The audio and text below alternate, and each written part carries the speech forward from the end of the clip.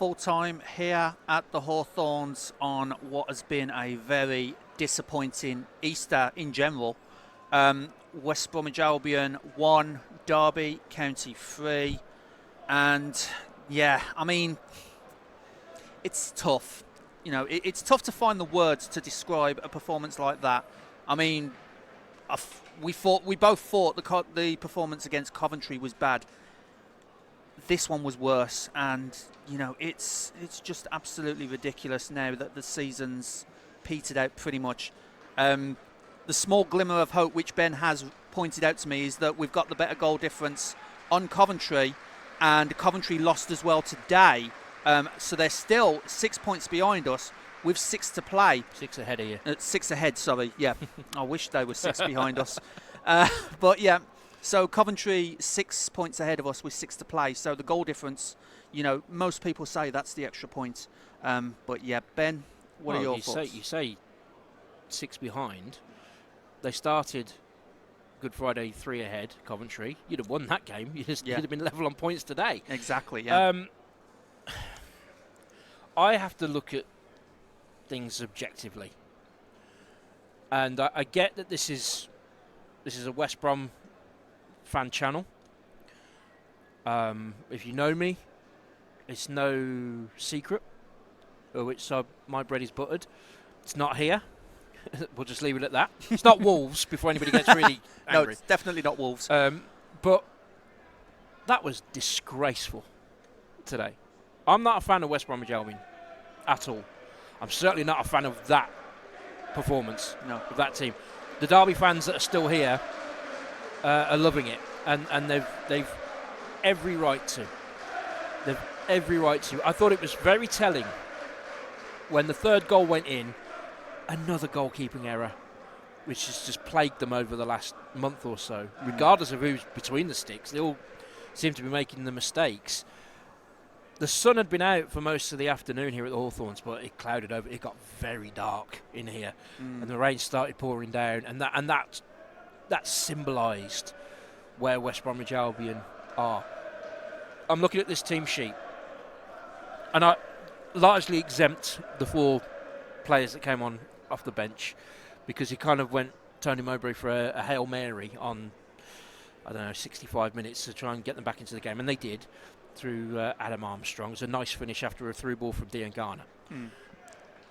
Well, the starting 11,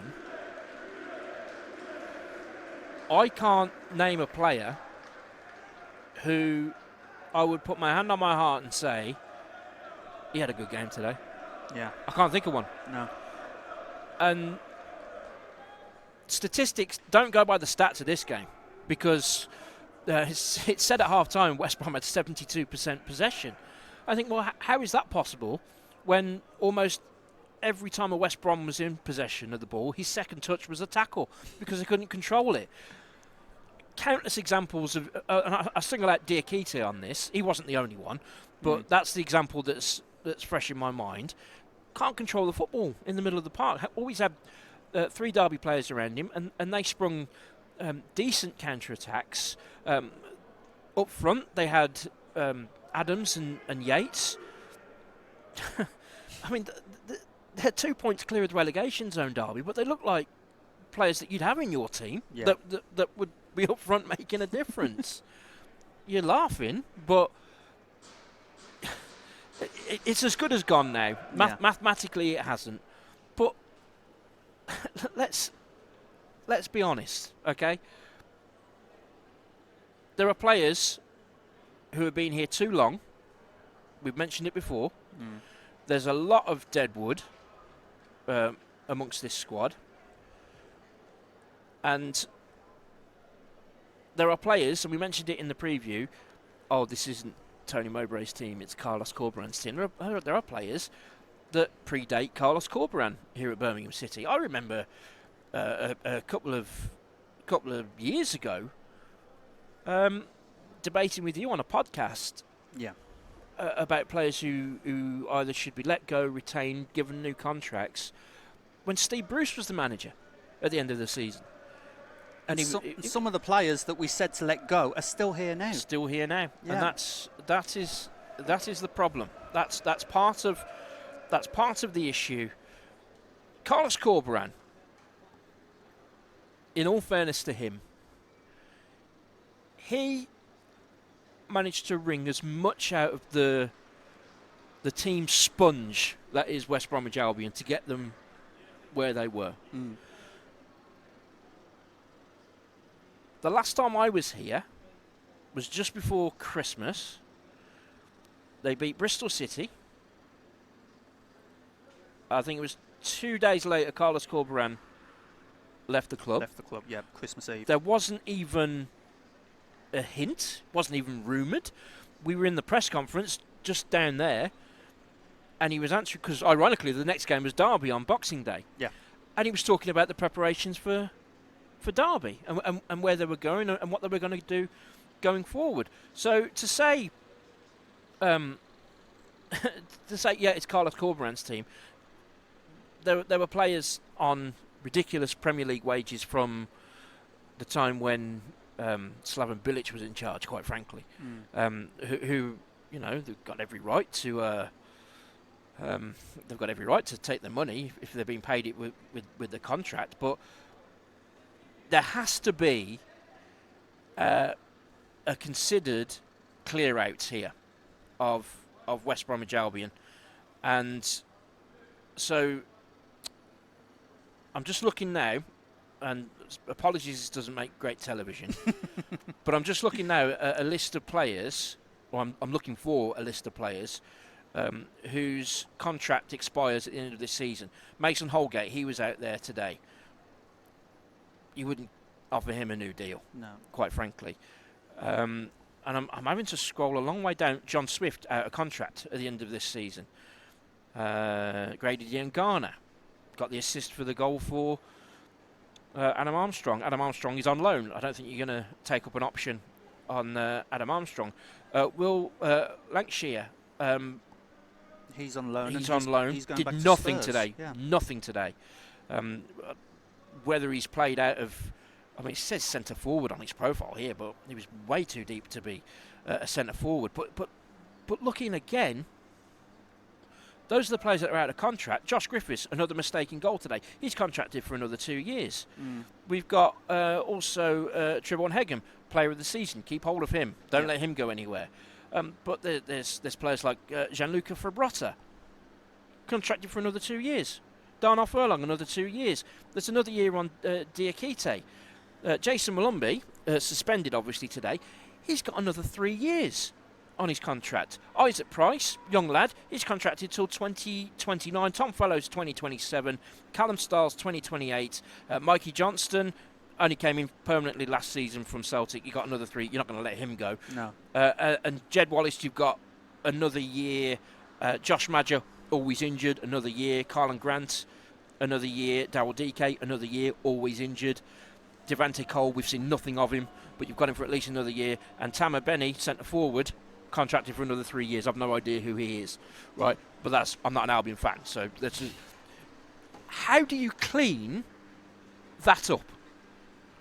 If you're Tony Mowbray, I mean, I said at the start, at the end of the season, regardless of where they finish, does he go to Shilly and Patel and say, are you going to back me? Because there's a lot of players that need to leave this club, and we need to make a plan to go forward. That role's probably reversed now. I think Shilly and Patel will be calling Tony Mowbray in and saying, sorry, Tony, we've made a mistake here, and have to plan for next season. But looking at that squad, John, I just went through all of those names there. Suppose they had got into the playoffs. We've seen the last 2 seasons, the 3 that go up into the Premier League go down. That squad, and you would have added to it. Yeah. Would that have competed in the Premier League? No. No chance. Definitely so not. No. In some ways, it's a credit to Carlos Corberán for what he got out of them. Bear in mind, they're bottom of the table when he came in. And it was kind of feeling like it is now under Steve Bruce. So Corberán deserves a lot of credit for that. I don't know where you go from here. Yeah, it's a difficult one. I mean, You know me, guys. I can usually find the words in most situations, but I'm absolutely speechless at the current situation. I think, the Cardiff game, the Luton game back here next time, just think of those as dead rubber games. The results won't matter. Just end the season on a high. Get the 2 wins, obviously, but just end the season on a high. Give the fans something to cheer about, and just go again in August. Because we will definitely be in the Championship at this rate. Mathematical or not, it's very unlikely that we'll be in the playoff race now, and it's a tough one to take. Granted, it's a tough one for me to take, but we have to face reality here that we are definitely going to be facing Derby again on this merit. We're going to be facing Derby again in the Championship next season. We're going to be facing Blues as well, up from League One as champions. And, it's going to be one of those where we're even going to be facing like Leicester and Southampton, definitely. Yep. And, Ipswich more likely. Yeah. So I'll tell you what's disappointing as well. With the exception of Millwall, who won today, all of the other results went for West Brom. Yeah. But they did absolutely nothing, and I mean absolutely nothing, to help themselves. Yeah. And that would disappoint me greatly. That is the frustrating thing about this as well. And, I'm going to put this as a separate rant video, to be honest, because we're already 11 and a half minutes in, just talking about how poor West Bromwich Albion have been and contracts and everything like that. And, I mean, one person you didn't mention, Carl Bartley, he's just recently renewed his contract. Mm-hmm. And he was one of the ones that we said all those seasons ago in the podcast to let him go. So, yeah, and he's now captain. So it's one of those. Who do we get rid of? And if one of those names that we get rid of is actually Tony Mowbray, who do we replace him with? I haven't got a clue. Exactly. It's one of those. If Shillian Patel's vision for this club is to get us back into the Premier League, where, in his words, and in the words of most Albion fans, we belong. Well, I'll tell you for a start, and West Brom fans won't like this, but I say things objectively. If you'd got into the Premier League with these bunch of players, you would have ended up next season with fewer points than the team we saw in front of us today in Derby County in 2008. Yeah. It's that simple. Yeah. Southampton have just got away with that one. So, yeah, it's... again, words fail me how to describe this. It started, like this season as a whole, it started so well. Come the end of September, we were right up there, undefeated. That one result against Middlesbrough on that Tuesday night. Do you know what? Something's just come to... Sorry, Albion fans. Yeah. The ready-made excuse is 18 draws. But that doesn't even come into it now. No. With the performances of the last month or so. No. They drew too many games, that's why they finished outside of the playoffs. They don't even have that to fall back on now because some of those draws were against the teams at the top of the table and they were good results. Yeah. But I'm thinking Hull City, for instance, here was 1-1, wasn't it? Yes. 0-0 with Millwall, which was a drab affair. Things like that. But away. That was there for you to say, well, if we hadn't drawn so many games with them. I don't even think you can say that now. I don't think the draws have anything to do with it because particularly today, certainly on Friday, I'm thinking Bristol City away. They had a go in that game but gave stupid goals away. Yeah. That's where you are. Yeah. Not the draws. Absolutely. Anyway, guys, we've been talking for like nearly 15 minutes now, so we've got for hours. Yeah, we could go on for hours about this season. We're going to talk about Villa trying to get back into the Champions League. I've got to start my own channel for that one, haven't I? There you go. Ben talks football or something like that. Ben talks football. Oh, no, we can't have that. No. No, we can't have that. But super Switch every Friday morning on the radio. Absolutely. I'm not doing this for my health. Let's get a plug for that in. All right, let's do the plug. So, where can the viewers find you, like, on the radio? On the radio, Monday to Friday, 7 till 10, Switch Radio, made for Birmingham. the award-winning Switch Radio, which I'm pleased to say. And when I do the football, it's with BHBN, the hospital radio station. But on a Friday morning, we have Super Switch. Play on words from Super 6, from a TV channel somewhere, where you try and predict some scores, and we keep it set towards the West Midlands, and we have a real laugh doing it. And the idea is, if we predict a score bang on, we get 3 points. If we get the outcome right but not the correct score, it's 1 point. Nothing if we get it completely wrong. And we've been going all the way through the season, bar a couple of months where I was ill.